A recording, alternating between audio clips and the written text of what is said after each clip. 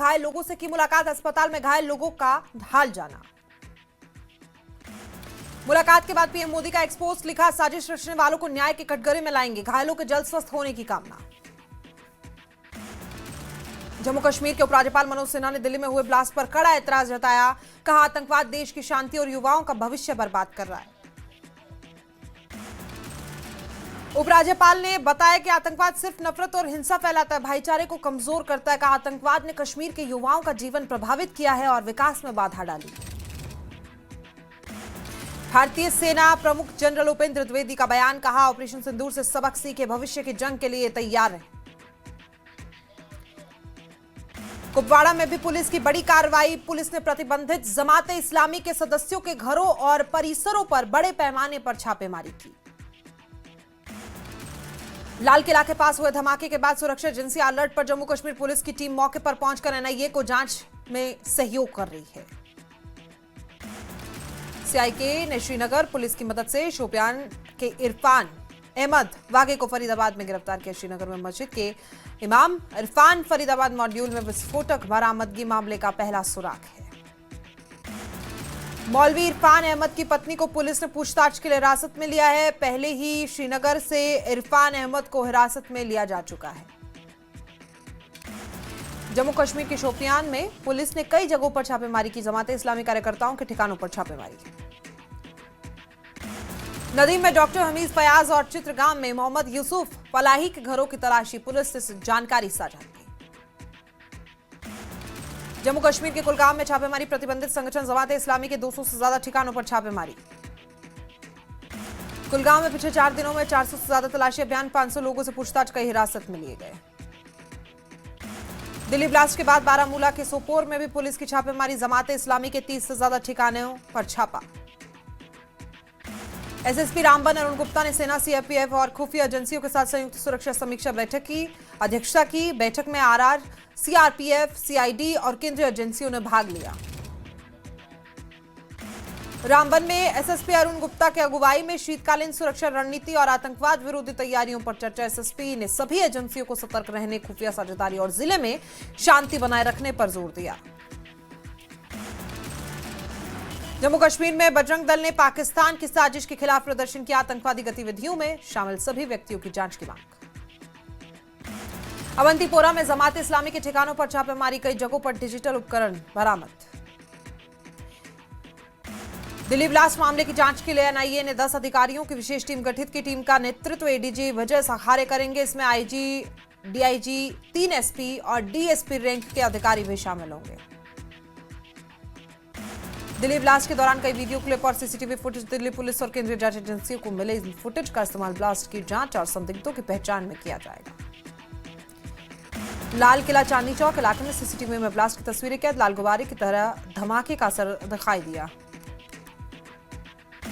Delhi blast मामले में NIA ने फरीदाबाद की अल फलाह यूनिवर्सिटी में छापेमारी की। कार्रवाई मामले की जांच और सबूत जुटाने के तहत की गई। दिल्ली ब्लास्ट के बाद डोडा और किश्तवाड़ में सुरक्षा बढ़ाई गई, कई जगहों पर लगाए गए नाके, जांच लगातार जारी। दिल्ली ब्लास्ट से जुड़ी बड़ी अपडेट सामने आई। सूत्रों के मुताबिक पुलिस ने एक और डॉक्टर को हिरासत में लिया। डॉक्टर तजामुल मालिक को पुलिस ने हिरासत में लिया है। दिल्ली ब्लास्ट के आरोपी मुजम्मिल से पूछताछ में बड़ा खुलासा, 26 जनवरी को लाल किला को टारगेट करने की थी प्लानिंग। हमले से पहले मुजम्मिल और उमर ने की थी लाल किला की रेकी। डॉक्टर मुजम्मिल के फोन के डंप डाटा से मिली जानकारी, दिवाली पर भी भीड़भाड़ वाली जगह पर हमले की प्लानिंग थी। दिल्ली ब्लास्ट को लेकर लखनऊ में डॉक्टर परवेज के घर में छापेमारी। डॉक्टर परवेज के घर से यूपी एटीएस को मिले एक हार्ड डिस्क और 3 मोबाइल फोन। अपनी बहन शाहीन से बातचीत करते थे परवेज। डॉक्टर मुजम्मिल के संपर्क में था डॉक्टर परवेज। अफगानिस्तान की तालिबान सरकार ने दिल्ली ब्लास्ट की निंदा की। आतंक के खिलाफ लड़ाई में भारत का समर्थन किया है। दिल्ली धमाके को लेकर सूत्रों के हवाले से खबर, ब्लास्ट में मारा जा चुका है कार चला रहा डॉक्टर उमर। मां के डीएनए से किया जाएगा शव के डीएनए का मिलान। पुलिस हिरासत में डॉक्टर उमर की मां, भाई और पिता। डॉक्टर उमर के दिल्ली में दाखिल होने का नया वीडियो सामने आया। बदरपुर बॉर्डर के रास्ते से दिल्ली में दाखिल हुआ था डॉक्टर। दिल्ली सरकार ने मुआवजे का ऐलान किया। मृतकों के परिजनों के लिए 10 लाख का ऐलान। स्थायी रूप से अक्षम लोगों को 5 लाख, गंभीर रूप से घायलों को 2 लाख का ऐलान। गृह मंत्रालय में हाई लेवल बैठक। अमित शाह की अध्यक्षता में बैठक में बड़े अधिकारी रहे मौजूद। करीब 1.25 घंटे तक अमित शाह के घर पर चली थी बैठक में CP Delhi, IB chief, NIA chief, गृह सचिव मौजूद थे। देश की आंतरिक सुरक्षा को लेकर चर्चा की गई थी। दिल्ली धमाके के बाद श्रीनगर में हुई मीटिंग। एलजी मनोज सिन्हा ने हाई लेवल मीटिंग की सुरक्षा हालातों को लेकर हाई लेवल बैठक की। दिल्ली ब्लास्ट में श्रीनिवासपुरी के अमर काटियार की दर्दनाक मौत। पिता जगदीश काटियार ने बताया कि उसकी खोई हुई हंसी और खुशहाल जिंदगी याद आएगी। दिल्ली ब्लास्ट में शामली के 20 वर्षीय नौआन की मौत। वो चांदनी चौक से अपनी दुकान के लिए सामान लेने आया था। नौआन की मौत से परिवार गम में डूबा। दिल्ली ब्लास्ट में नौआन की मौत से पूरा परिवार सदमे में है। नौआन के भाई ने बताया, ब्लास्ट की घटना के बारे में जब हमने टीवी पर देखा तब हमें पता चला कि उसमें नौमान भी घायल हो गया है। दिल्ली ब्लास्ट में घायल टैक्सी चालक जोगिंदर की बची जान, लेकिन गाड़ी पूरी तरह से बर्बाद हो गई।